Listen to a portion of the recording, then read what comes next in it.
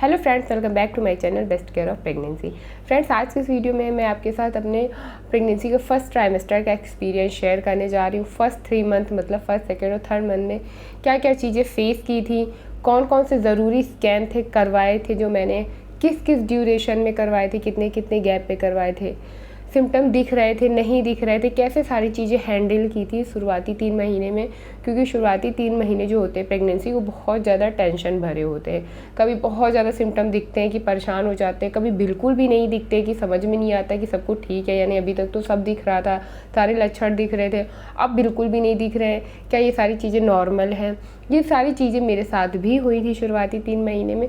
तो ओवरऑल सारा एक्सपीरियंस जो है वो फर्स्ट 3 मंथ का मैं आपके साथ शेयर करूँगी। सेकेंड ट्राइमेस्टर चल रहा है तो अब मैं आपके साथ अपना पहले ट्राइमेस्टर के सारे अनुभव शेयर करने जा रही हूँ इस वीडियो में। तो ये वीडियो आपके लिए बेहद हेल्पफुल होगा जिन लोगों ने अभी प्रेगनेंसी कंसीव की है या जिनका फर्स्ट ट्राइमेस्टर चल रहा है। और साथ ही आपको ये भी इस वीडियो में पता चलेगा कि आपको किस हफ्ते में प्रेगनेंसी की कौन सा स्कैन कराना है शुरुआती 3 महीने। तो चलिए बात करते हैं आज के इस खास टॉपिक पे। वीडियो में हमारे साथ बने रहिएगा। अगर फर्स्ट टाइम वीडियो देख रहे हैं तो प्लीज़ ऐसे हेल्पफुल वीडियोज़ के लिए इस चैनल को सब्सक्राइब जरूर करिएगा। नमस्कार दोस्तों, मैं हूँ आपकी दोस्त प्रतिभा। बहुत स्वागत करती हूँ आपके अपने channel best care of pregnancy में।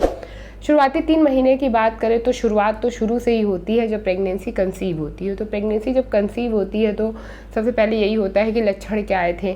तो लक्षण मैंने आप लोगों को पहले भी अपने कई वीडियोस में बताए हैं। जो मैंने अपना पहला वीडियो पे पोस्ट किया था जिसमें मैंने अपनी अर्ली प्रेगनेंसी स्टोरी शेयर की थी, उसमें मैंने बताया था, अभी थोड़ा सा मैं फिर बता देती हूँ कि ये मेरी सेकेंड प्रेगनेंसी है और इस बार मुझे कोई ज़्यादा प्रेगनेंसी के लक्षण नहीं दिखे थे। मेरे बहुत सारे व्यूअर्स हैं जो चैनल से अभी नए जुड़े हैं, तो उनको जानकारी होना ज़रूरी है, क्योंकि अगर वो प्रेग्नेंट होने के लिए ट्राई कर रहे हैं तो ये सारी चीज़ें उन्हें पता होनी चाहिए। तो मैं आपकी जानकारी के लिए बता दूं कि इस बार मुझे अपनी सेकेंड प्रेगनेंसी में बहुत ज़्यादा लक्षण नहीं दिखे थे। बहुत माइनर से सिम्टम्स थे, लाइक नोज़िया था, जिसके बेसिस पे मुझे थोड़ा थोड़ा डाउट होना शुरू हुआ था।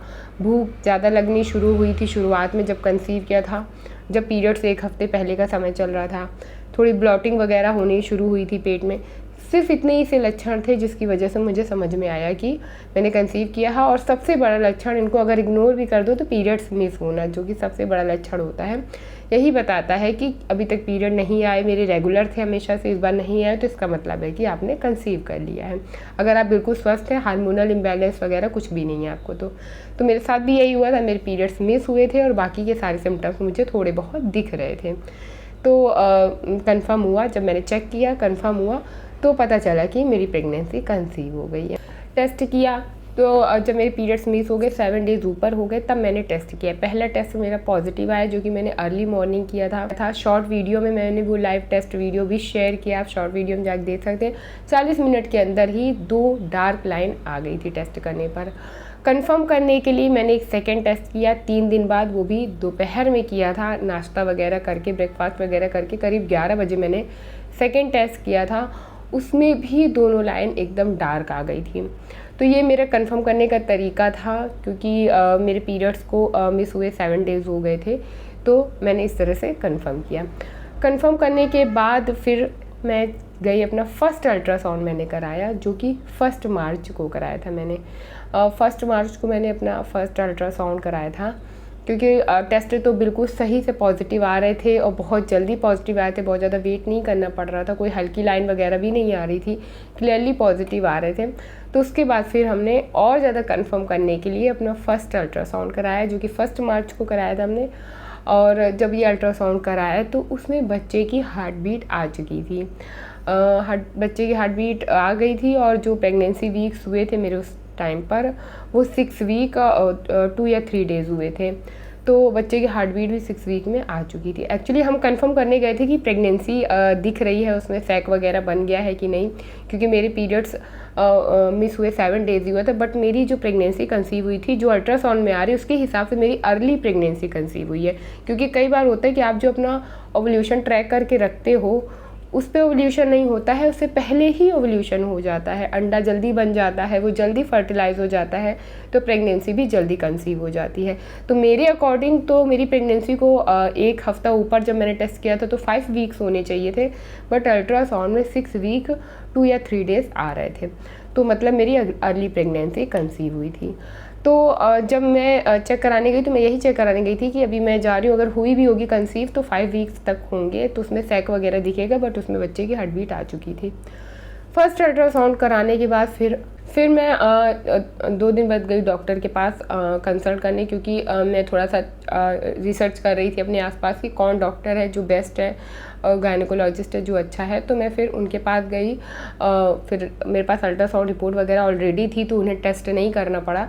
तो फिर उसके हिसाब से उन्होंने मेरी मेडिसिन वगैरह स्टार्ट की। मेडिसिन में मैंने आपको बताया था कि इंजेक्शन थे मेरे, प्रोजेस्टेरोन के इंजेक्शन थे, क्योंकि मेरा एक मिसकैरेज पहले शुरुआती फर्स्ट प्रेगनेंसी में हो चुका था। तो अगर किसी का मिसकैरेज हुआ है या फिर बहुत लंबे समय बाद उन्होंने कंसीव किया है या फिर कुछ और प्रेगनेंसी रिलेटेड प्रॉब्लम है, तो ये ट्रीटमेंट सबका चलता ही है। तो उसमें इंजेक्शन थे, टैबलेट्स थी हार्मोन्स की, लाइक डूफास्टोन, डॉक्सिनेट, ये सब टैबलेट्स थे, साथ में फॉलिक एसिड था।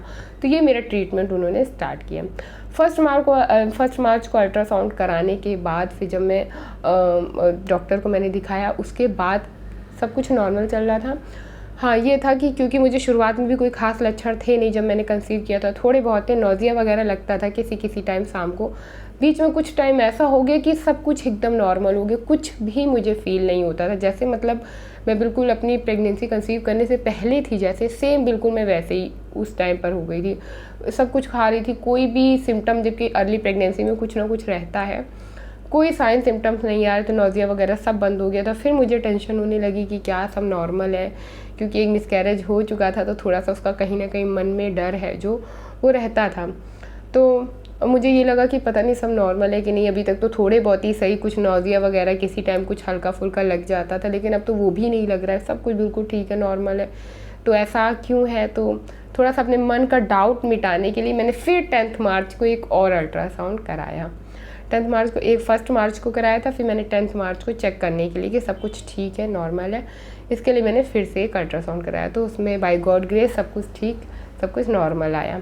हाँ, यहाँ पे एक चीज़ आप लोगों को और बताना चाहूँगी कि बहुत सारे लोग सोचते हैं कि प्रेगनेंसी में क्या ज़्यादा अल्ट्रासाउंड कराना चाहिए, क्या ये सेफ़ होता है, बच्चे के लिए हार्मफुल तो नहीं होता है।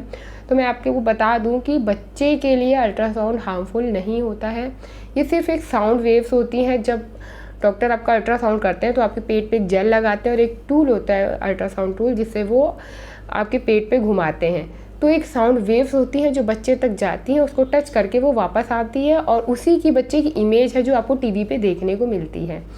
तो ये साउंड वेव्स होती हैं, चाहे आप प्रेगनेंसी में अपने जितने भी अल्ट्रासाउंड कराइए, वो कोई भी नुकसान नहीं करते हैं, बच्चे के लिए कोई भी हार्मफुल नहीं होते अल्ट्रासाउंड। ये बिल्कुल रिसर्च में साबित हुआ है। इस चीज़ को लेकर के रिसर्च भी हो चुकी है, डॉक्टर से मैं खुद भी पूछ चुकी हूँ। अल्ट्रासाउंड बच्चे के लिए कम्प्लीटली सेफ़ होते हैं। तो ये 10 मार्च को मैंने फिर से एक अल्ट्रासाउंड कराया अपने डाउट को, अपने डर को क्लियर करने के लिए। तो सब कुछ उसमें ठीक सही से आया। फिर उसके बाद सब कुछ नॉर्मल, जैसे मैं खा पी रही थी सब कुछ वैसे ही चल रहा था और सब कुछ बिल्कुल ठीक रहा, कोई प्रॉब्लम नहीं हुई। खाने पीने से रिलेटेड कुछ नहीं, कभी कुछ चीज़ों को लेकर के बहुत ज़्यादा चूज़ी हो जाना कि ये अच्छा नहीं लग रहा है, इसकी स्मेल नहीं अच्छी लग रही, बस यही सब जो नॉर्मल होता है शुरुआती 3 महीने में वही रहा बस।